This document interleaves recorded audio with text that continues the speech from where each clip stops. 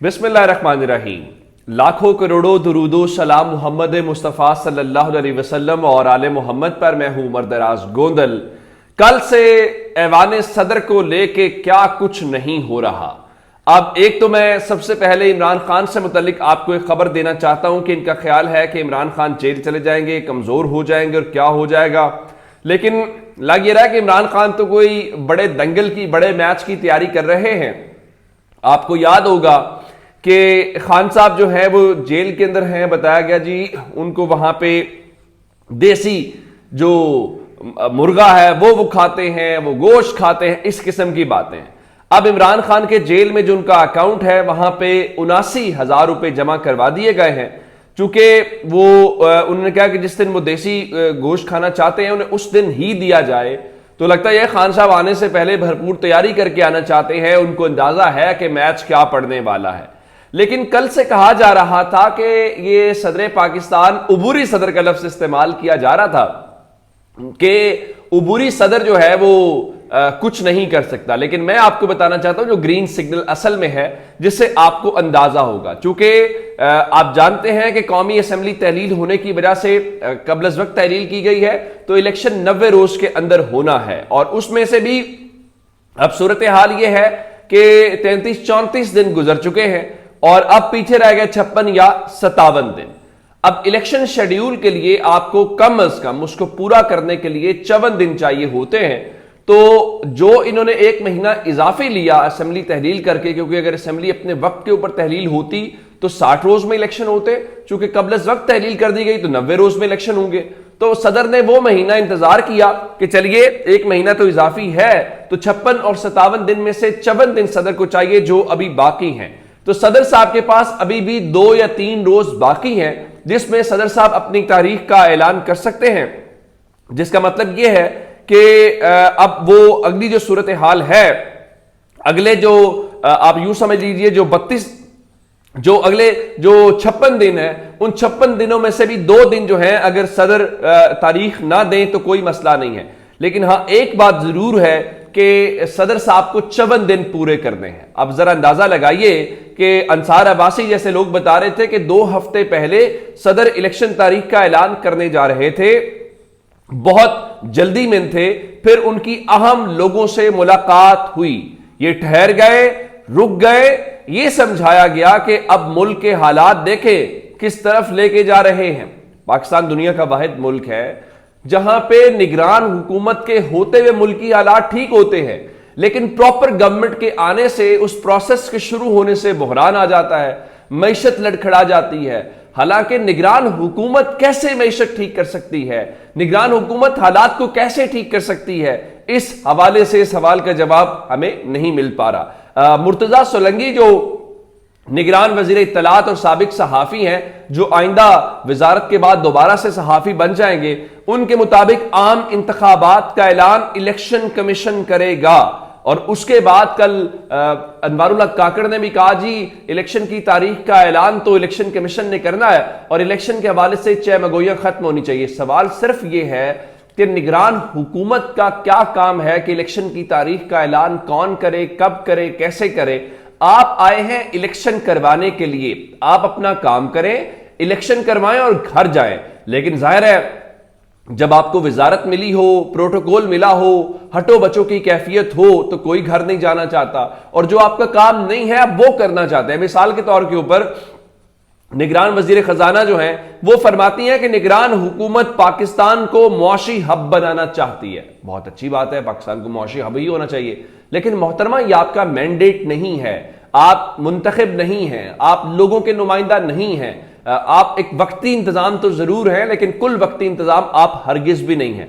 और रही बात कि इलेक्शन 60 रोज 90 रोज में, अब तो बिलावल जरदारी बेशक लोगों के लिए ही कहते हुए नजर आ रहे हैं, वो कह रहे हैं कोई चाहे या ना चाहे इलेक्शन तो होंगे, 90 नहीं तो 120 दिन के अंदर होंगे। देखिए अब आप जितना मर्जी भी भाग ले, इलेक्शन से आप भाग नहीं सकते और आपको इस बात का अंदाजा है कि लोगों का मूड क्या है। मिसाल के तौर के ऊपर वो गिलगित वाले इलेक्शन का فارم 47 آیا تو اس کے بعد مسلم لیگ نون نے پھر رجوع کر لیا. انہوں نے کہا جی یہ تو ٹھیک نہیں ہوا, تو ان کے مطالبے کے اوپر اسطور کے اندر جو ہے وہ نتائج پھر روک دیے گئے. نتائج روکنے کے بعد پاکستان تحریک انصاف جو ہے وہ ابھی تک دھرنا دیے ہوئے 50 سے زائد گھنٹے ہو چکے ہیں, جس سے آپ کو اندازہ ہو رہا ہوگا کہ صورتحال کیا بن رہی ہے. وہ حبیب اکرم صاحب کے بقول سیاسی جماعتیں اس وقت عمران خان سے اس قدر خوف زدہ ہیں, وہ چاہتی ہیں کہ فوجی حکومت آ جائے, آمریت آ جائے, لیکن عمران خان کسی بھی طریقے سے واپس نہیں آنے چاہیے.